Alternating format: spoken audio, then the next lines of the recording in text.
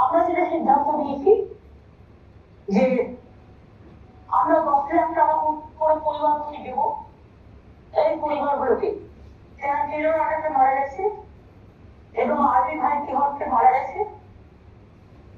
তবে একটা ক্ষেত্রে যেটা বাবা যাদের আছে কুষ্টিয়া তাদের আমরা টাকাটা দুভাবে ভাগ করবো।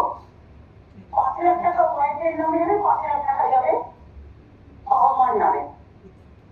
আর একটা যে বিটারের বাবা মা যে আছে তারা খুবই বয়স্ক, তার ছেলের পয়সায় ওষুধ কিনতে হতো। আমি বিটারের বাবার নামে একটা ছাত্রছাত্রী কার্ড আটকে করে দিতে বলেছি লোকাল কাউন্সিলরকে। এবং আমরা যেটা আইএনসিএ থেকে আমরা অনেক লোককে যারা খুব ডিস্ট্রেসের মধ্যে থাকেন তাদের আমরা একটা সাহায্য করি, পেনশন করি।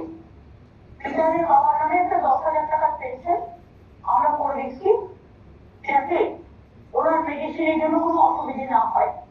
প্লাস 5 লাখ টাকা ছাত্রছাত্রী কার্ড দিচ্ছি এবং বাবা মার নামে 5 লক্ষ টাকাও আমরা দেবো। পরিবার প্রতি 10 লক্ষ টাকা করে আমরা দেবো রাজ্য সরকার থেকে। এই যে 5টি পরিবার আছে 5টি পরিবারকে।